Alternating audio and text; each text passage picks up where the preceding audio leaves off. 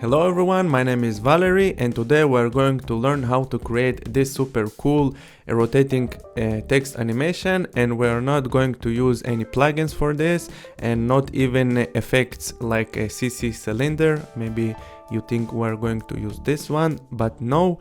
So with that said, let's get started.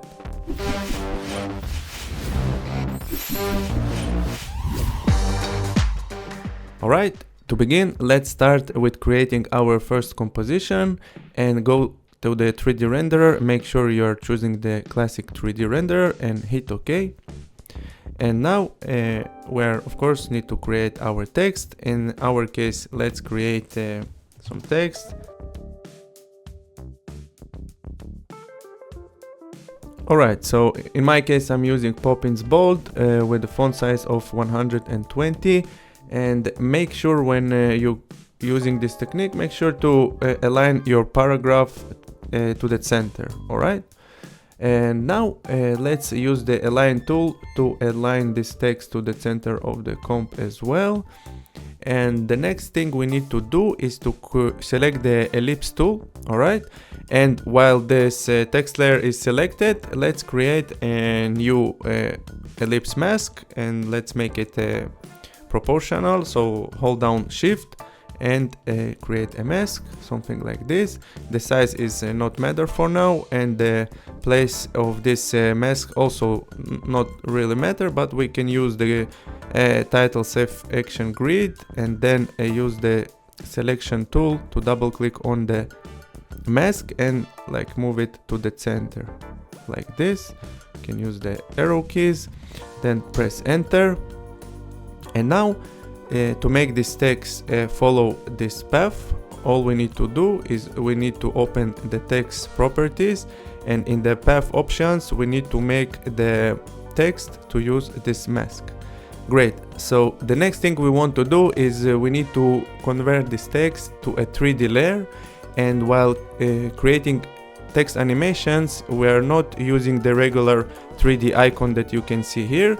For this we can use an animators of text layers in After Effects to make this text be in a 3D.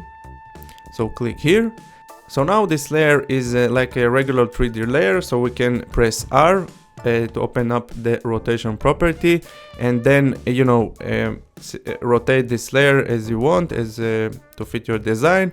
And now we need to make each character to stand up, and here is the trick. To rotate each character, all we need to do is we need to create a new animator for this text, and we need to add the rotation property to the new animator.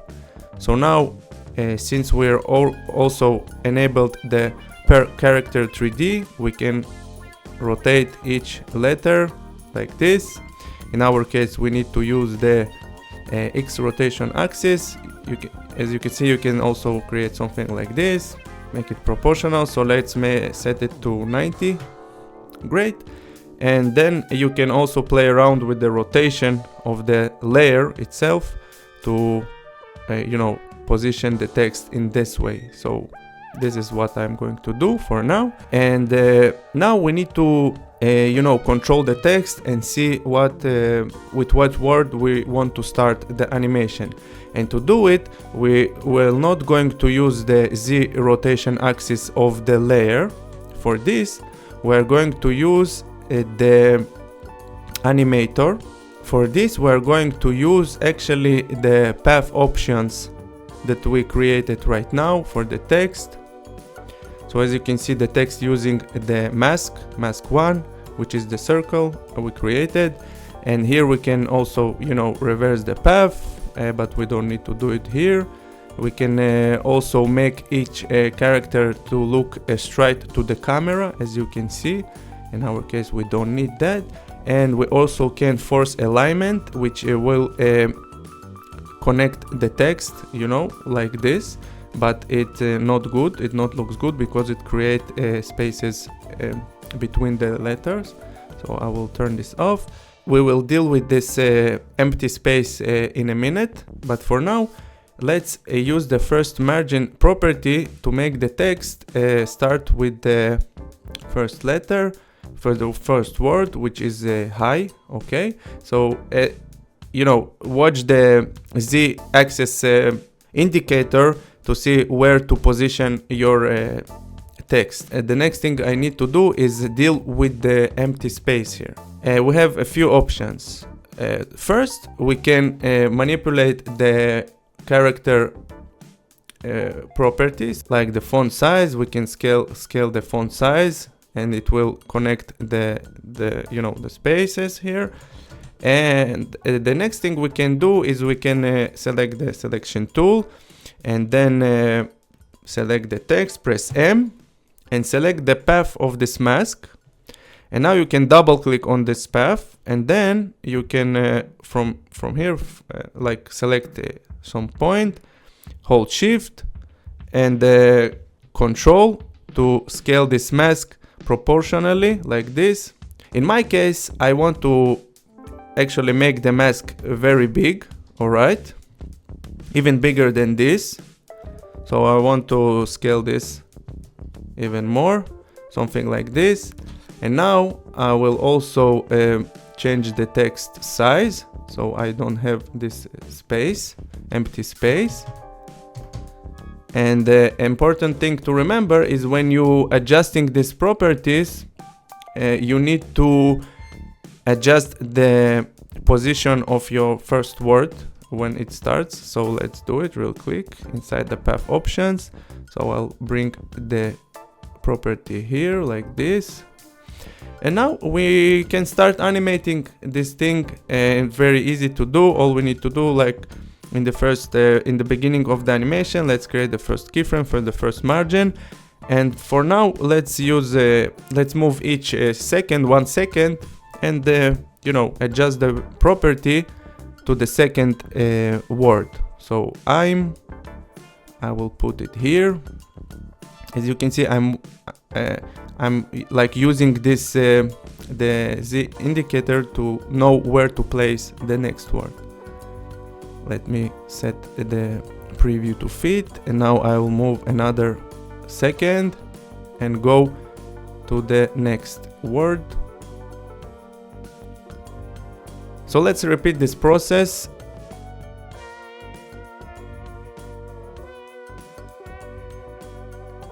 Alright, so when you're done with your last word, I want to make it play in the endless loop. So I'll bring the first letter again to the exact same position where it was in the beginning. So for this, to see where it was, I can actually use the take snapshot tool. So I'll take a snapshot of this frame, and then I go to the end of my animation, and I'll check if if this frame matches the first frame that I snapped a second ago. Yeah, it looks very close. Maybe I can move it like to the left a little bit, or maybe to the right. So, you know, play around with it and make sure you are placing the text in the same position. So now let's press N to shorten the workflow area.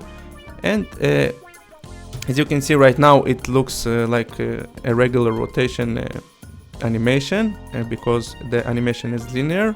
So let's select the text, press U to see only the keyframes, and now we can press F9 or F9 on Mac to convert the keyframes to easy ease, and use the speed graph editor. Okay, make sure you're using the speed graph to adjust the velocity of this animation. So we can zoom in a little bit, and let's hold shift and bring this handle to the right and this handle to the left to make the animation you know, a little bit more snappy. Look snappy like this. Let's check this out. 1, 2, 3. It looks great. And now in case I'm feeling that the animation it's very slow, so let's say stand at second 5. Now let's select all the keyframes, hold down Alt or Option on Mac, and drag the last keyframe to the time indicator's position while holding shift to snap it to this position. And yeah, we shortened the animation. Great. So now it looks very nice, but we can make it look even a little bit better by creating a depth of field in the scene. And for this we can create a new camera. Let's use the one node camera, and let's select some and let's use the 20mm camera to get a nice distortion. All right, you see, this is the distortion I was talking about. Now you can position your text to some to the center like this. Of course, you can adjust the rotation of the layer to make it look maybe you want it you know, in this way or in this way. So I will leave it as it is. And now let's open the camera options to enable the depth of field, and let's increase the focus, the aperture to, let's say, 300. And the next thing we need to do is we need to place the focus distance of this depth of field to the area of this first letter. So for this we can use the top view, and now we can see where is the position of the first letter. And if we move the focus distance, we can see the line, and we need to bring it somewhere you know, beside this area. Let's go back to the active camera, and as you can see, we get this area in focus, and this one in this area blurry, which is look very cool.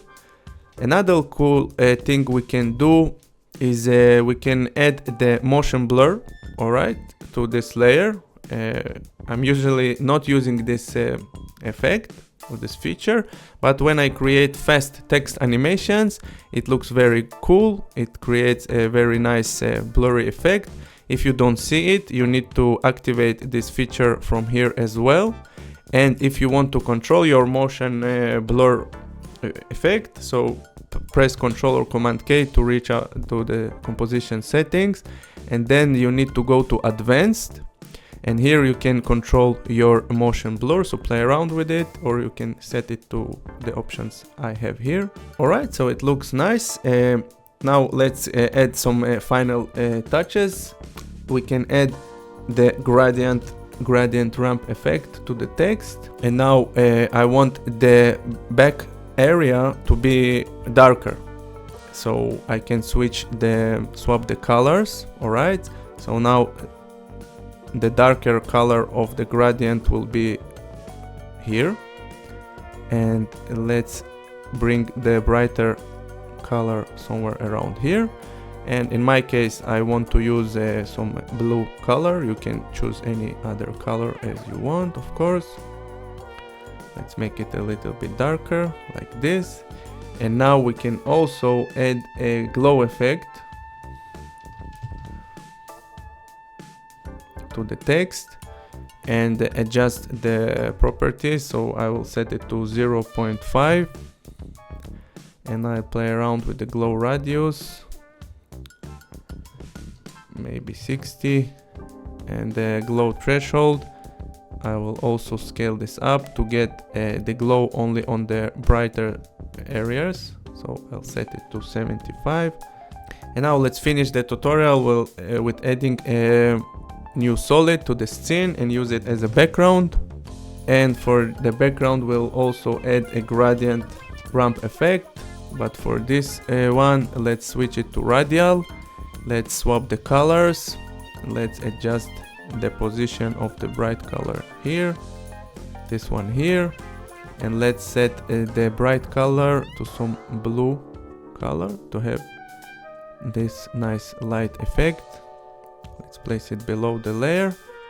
Alright, so I hope you enjoyed this tutorial, and now I'll just bring the workflow area to the end of my animation, which is And while your animation is rendering, I want to mention that if you are just starting with After Effects and you don't know how to come up with some cool ideas using text layers, then I highly suggest you check out my course Text in Motion, where you learn everything about text animations in After Effects.